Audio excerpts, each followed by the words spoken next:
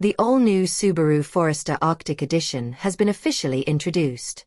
Key enhancements to the new vehicle include special lift kits that further improve its off-road capabilities.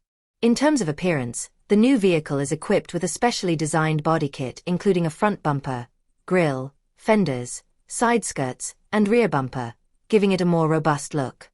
It also features a tow hook, roof rack, and other equipment to increase cargo capacity.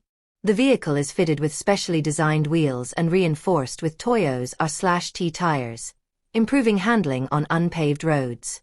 In terms of interior design, the main focus is on practical changes to the trunk.